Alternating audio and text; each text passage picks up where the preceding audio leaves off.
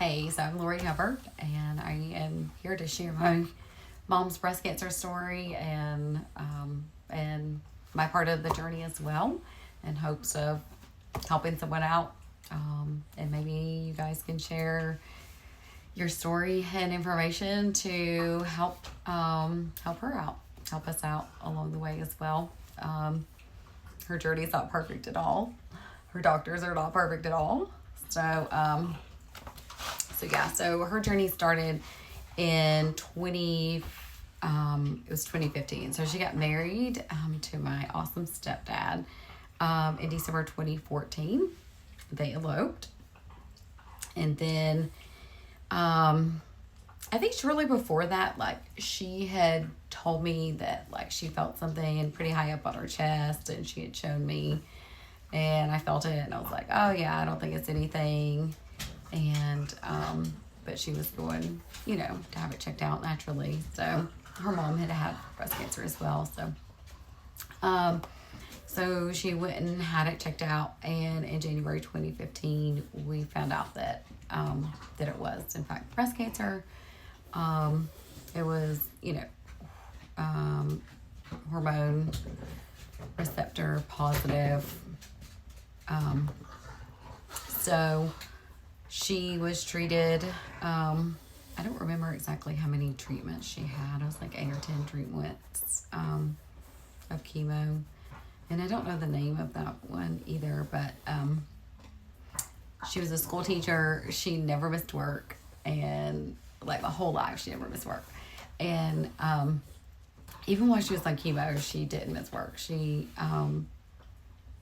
take that back. Like, she wouldn't have, but she had to, like, because the chemo that they gave her, like, took so many hours, and so she couldn't go back to work after that because it was the end of the school day. But her best friend that was also a teacher and myself, we would actually go with her to chemo, and they would we would just laugh and cut up the whole time. So it was like actually a really good time and really good quality time spent together. So it was I really enjoyed it.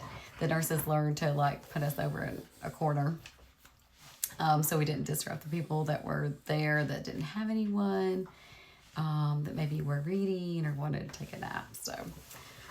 But they learned us really quick, so they started putting us over to the side by ourselves. And so it was actually 2015, and so you were allowed to take like more than one person with you back to chemo. So her friend and I, we went every week, and we had a lot of fun.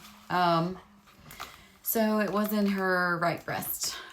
So she just had like a lumpectomy, and she did chemo and she did radiation, and everything was very just like run of the mill, what to expect.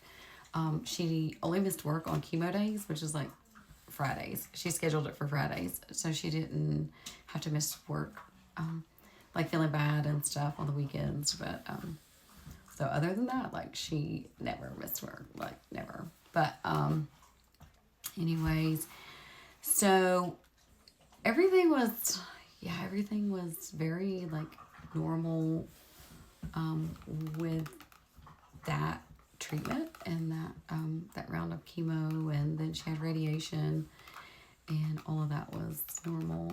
She lost her hair, but it came back like really cool and curly, like super curly. But the curls eventually grew out, and she had her normal hair. So September 2024.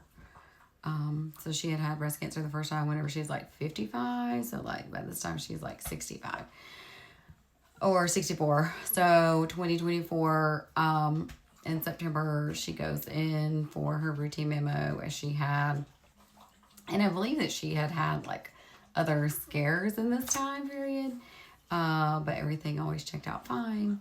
But with this mammo, like they said, they saw something, so they didn't think it was of concern, but they said that he saw something. So she was very proactive and actually like walked from like one doctor's office in the building to another one was like, hey, I need to go ahead and make an appointment with the general surgeon. Like, I need a biopsy done.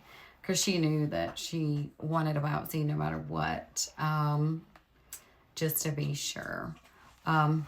So she got that done, the biopsy done in like October 2024. And those results came back positive. What is really scary is the mammogram results said that she could just be monitored for 6 months. Like, they didn't think it was anything.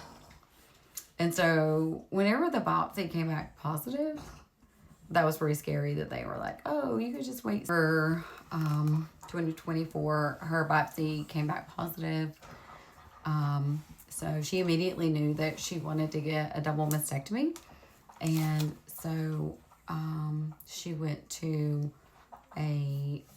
so she had her general surgeon that does, that removes the breast cancer. And then she has, then you have to get a plastic surgeon. Like, she knew she wanted to do a double mastectomy with reconstruction. So she knew she had to get a plastic surgeon as well. So with the biopsy, like, it showed that she had a 9mm tumor in her right breast, which is like a pea size. And the right breast is the same breast that she had breast cancer in like 10 years before. So they call it like overlapping, like, because the location's overlapping.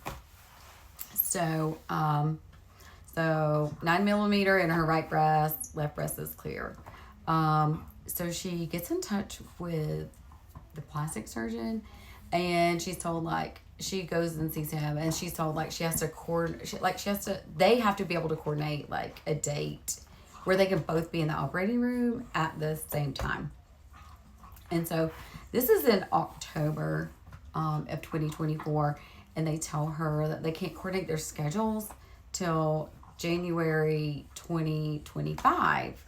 And she was like, okay, like, she just took what she could get. But in that meantime, like, she messaged the doctor, and she had called like multiple of her doctor's offices. I think she had like messaged her PCP. I think she had messaged the oncologist, and her general surgeon. And she was like, hey, is it okay to wait this long to have the surgery? Isn't this thing like going to grow or whatever? And they said, no, like, it'll be fine. No, you'll be fine. Like, these things, grow so slow and all of that. So she was very nervous, but she continued, like, she went with it because that's what they gave her, and she trusted them. So so January 2025, she went in, let me back up. So during that 3-month waiting period, while she was calling the doctors, she, and asking, like, is it okay to wait this long? They were all saying yes, but none of them were saying, like, they were saying yes, like, it was okay to wait the 3 months, even though it was really 4 months from her mammogram. But none of them were saying, like, yes, but you need to have a scan done, like a CT or a PET scan or anything like that. Like, nobody was telling her, it needed to be monitored by labs or by imaging or anything like that. So, like, she had nothing done.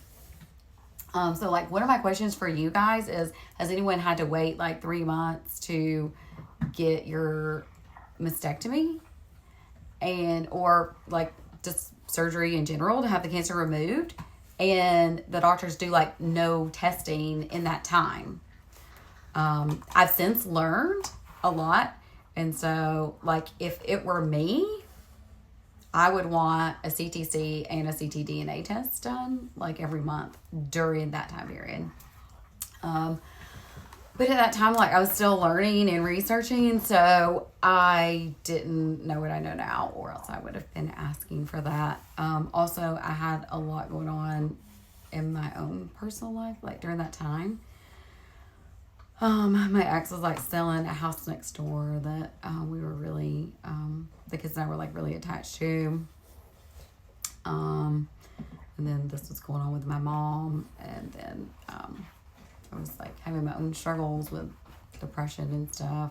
I don't know why, but anyways, so I got my dog during that time. He's a Frenchie. Come here, Blue. Hey, hey, hey.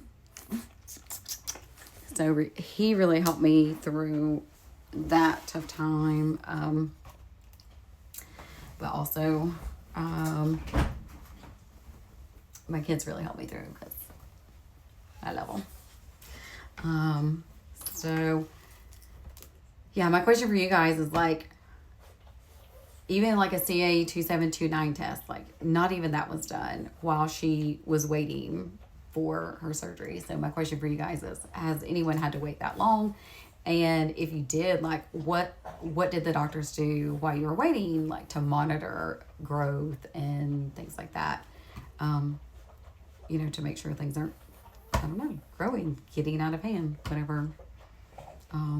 whatever those things do. I will mention that like about a month before her biopsy, she had gotten some recommended shots. I'll leave that there. But she had gotten some recommended ones. So I don't know if that like plays a factor into things. So January 2025, she had a double mastectomy. And then a few weeks later, the pathology came back, and that was like a kick in the gut. Actually, we thought that there was like a typo. It was that bad. So her original memo like said that her breast cancer was 9 millimeters, which is like the size of a pea. And then she waited 3 months, which is like 3 months from the positive biopsy. It's actually 4 months from the mammo to have her surgery. And so whenever the pathology came back, it actually said that the breast cancer in her right breast was 90 millimeters. And originally it was 9 millimeters. So we were just like, oh, it's a typo. Like, that can't be. Like, they said it was okay. Like, it doesn't grow that fast. And so, actually, she went to the oncologist, like, in the morning. I believe it's like a Wednesday. And the pathology wasn't back yet. And so it came in, like, as soon as she got home. So, like, she called the oncologist's office, like, hey, like, it's back. Like, can I come back in? Or can the oncologist call me? And so, because it was really shocking. And so she had to wait like a few days to get an appointment. And so I went with her to that appointment, giving the 9 to 90 millimeters results that came back in. So we went to the oncologist's office, and she was like, what the heck is going on? Yeah. So we're like, yeah, exactly. And she was like, I'm trying to get pathology on the phone. I'm trying to get like general surgery on the phone, all this stuff. She she leaves the room, she comes back in, and she's like, everyone's out of town. Like, they're out of the office, they're on vacation. So like, no one can like confirm that it wasn't a typo, but she was like, I don't think it's a typo. So she finally got someone like at pathology on the phone, and they confirmed that it wasn't a typo. And in fact, the pathology also said that not only had the cancer in her right breast grown from like 9 millimeters to 90 millimeters. She also had cancer in her left breast that was 9 millimeters. So all of that was like, it was pretty tough to take. Yeah. And it's like, what if she hadn't decided on her own accord to have a double mastectomy? Like, would that other one have just like been there growing? Or like when would they have done another mammogram? You know, things like that. It's just kind of crazy. But so that oncologist was like, yeah, I really need to talk to the other doctors. Like, I can't even really tell you much of anything right now. She was just so like shocked and by the results. So she said, like, if like all the pathology results had not come in, so she knew it was like hormone receptor positive, but she didn't have like her negative, her positive, that stuff. So she like gave us a hypothetical, like, if it's this, then, you know, this will be the treatment. The oncologist said that she was gonna like consult with other oncologists and see what their opinion was. So I will fill you guys in with more of the story next time. And until then, have a blessed day.